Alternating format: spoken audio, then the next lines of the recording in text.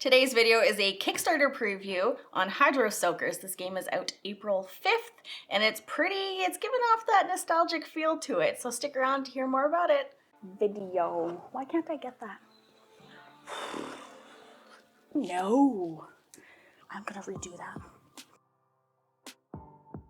So Upsize Fun did send me this copy to preview for you guys. This is a prototype copy. Things may change once the Kickstarter happens, which is April 5th. I have all the information that you need down below in the description. This game's all about soaking your opponent. You need to eliminate them from the game by soaking them with your water gun and your 𝗧𝗔𝗧𝗖𝗛. So before we go into the game a little bit further, my name is Krissy and this is my channel 2Sheep1Wheat. If there is a board game out there that you would love for me to review, please let me know what that is down in the comments below. Like this video, and of course go ahead and subscribe to the channel if you are not already. So let's go down to the table and take a look at everything that this game comes with. So this is pretty much a standard way of setting up the game. We have a few obstacles here on the board, as well as our standees here in these nice acrylic standees.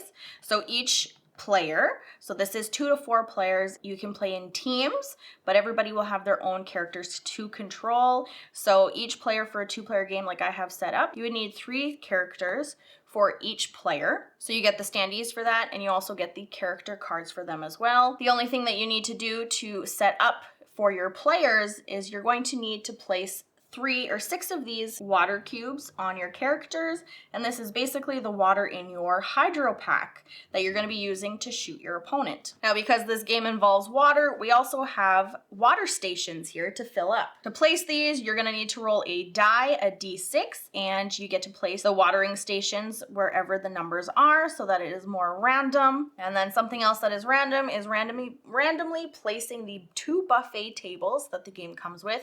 These are going to give you some of these tokens here. We have pizza, we have a Polar Pop, we have the 𝗧𝗕𝗢𝗘𝗏, and we have beach gum. Now these all have abilities, and I will go through them a little bit later on in the video, so stick around for that. So we have these 2 random tables with all of these tokens on here for each player to be able to use throughout the game as a benefit if they need to modify something. Then we go and we have these here. We have a ball pit and we have an inflatable. Now the inflatables, your standee cannot go through them. They must go around them, so a nice little obstacle.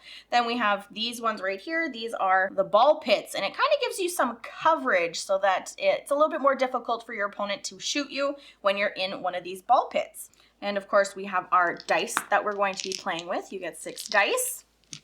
And we have an event deck, which is the symbol that is on the die here. If you roll a die, then you get an event deck. It doesn't matter how many events that you actually roll, you can only pick one from the deck.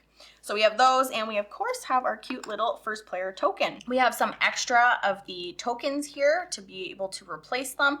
And we have our water right here that goes on our packs. And of course, these soaked tokens here for whenever you get shot at. I'll explain what those do a little bit later. These watering balloons right here is called guard, and this is recommended for advanced play. Basically, I'll explain these right now. Wherever your character may be, you place a water balloon where it is, and then you place the other one 5 away. And now you have a 5x3 grid here that anytime a character, an opposing character, would go into here, you would be able to roll 2 dice, and whichever comes up, you would deal with them as a normal battle would be. That is just recommended for an advanced play, and then once you move out or you're shot, then these come off.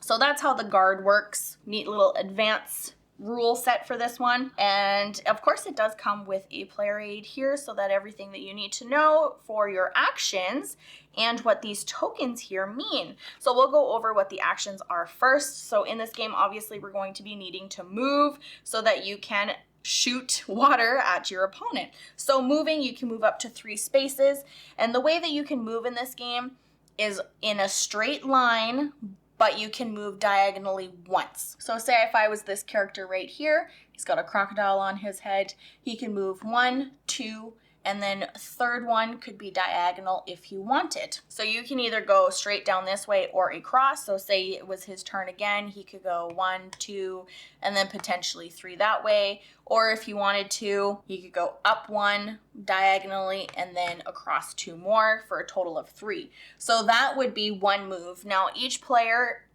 gets to do 2 moves each for each of their characters that they're playing before it is the next person's turn to do their actions. So each character gets 2 moves. So if you wanted to move twice, that would be 2 actions. Another action is fire your 𝗦𝗪𝗧𝗖𝗛𝗪. So if you were facing close to them, you could shoot them. Now the rules to shooting using your 𝗦𝗪𝗧𝗖𝗪 is the same rule as moving.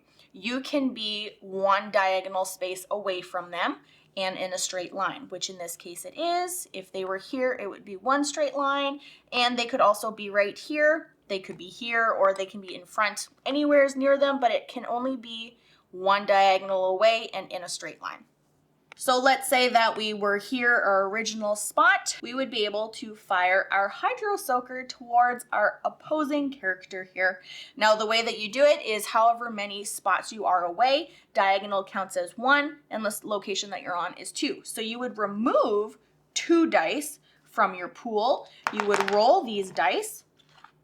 And this icon here is 1 hit. They would take the water from their hydro pack and they would add it to that player's character like that. Now let's say if the character was in the ball pit and I was 2 away from it, I would still get to roll 2 dice. However, the first hit would be removed. It doesn't collect that first hit.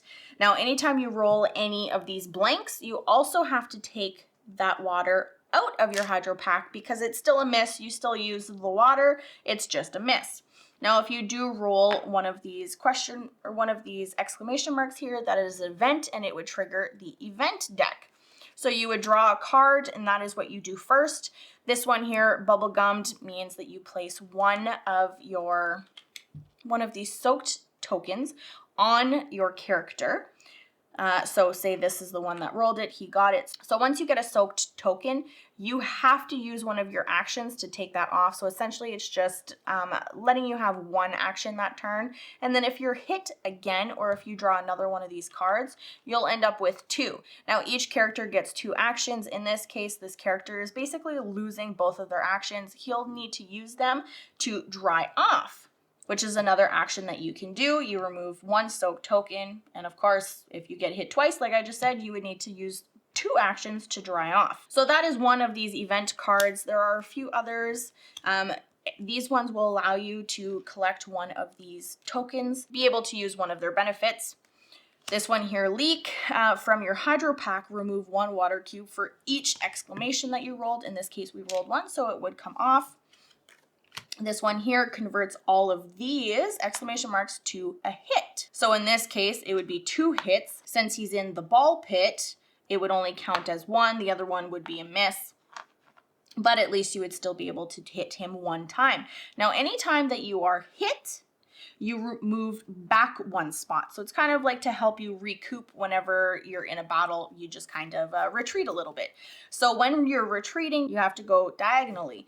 But in this case, you cannot go on this inflatable here. So in that case, you would move over 1.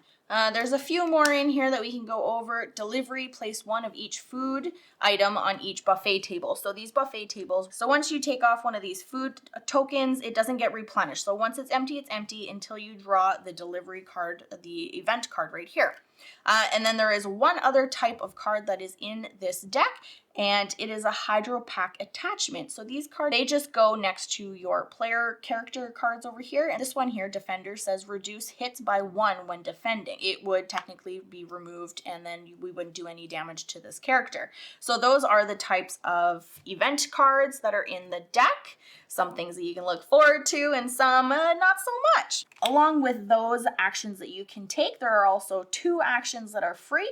You can grab food from the buffet table, and when you do that, you have to be around the table, and your character, whichever one can take it, and whichever character it is, you just place that right on their character boards like so. Another free action is use the food item. So you can discard it to gain that ability. Now, if your character does have food tokens on it and it dies, it gets eliminated from the game, it ends up with 6 water as hits on their character, then the character would come off of the board and any food tokens that they have would simply go on the board, and then if another player does come by it can grab that when it goes onto the location that the food is on. And then once they do that, then that would go onto their player board like so. So that is basically the actions that you can take in 𝗧𝗔𝗧𝗖𝗛. Now we'll go on to the food and what their abilities are. So anytime that you can maneuver your way around the table to pick up one of the items, because that is a free action. So we'll go through them. Pizza here, it says discard 𝗏𝗏𝗡𝗏 to add 1 die to your attack this turn. So like I was saying, whenever you're close to a character and you are 1 diagonal and in a straight line or just in a straight line, however many spots you are away from that character is how many dice you're removing from your roll. Now, let's just say that the characters were in front of each other like this. The most that you would have is 5 dice. So whenever you have pizza, you can discard the pizza to add that 6th die that this game does come with to maximize your rolls and hopefully get something good. Some misses, but that's okay. Potentially something good rolling an event card. Now this is a nice spot that I am on here too. As a free action, I can use this. I can refill my character with water. So it would get discarded and I would refill back up. It doesn't matter if you have any water still left, you're still able to refill up to 6. Now once all 3 tokens are off of the board, then you would need to roll your d6 again and figure out which locations that it's going to go back on and hopefully just randomize it and be able to keep going throughout the game. Make sure you get water so that you can eliminate some of those characters. So that was pizza. Then we move on to 𝗧𝗏𝗧𝗖𝗛. You can discard that at any time during your character's turn to take a move action this turn.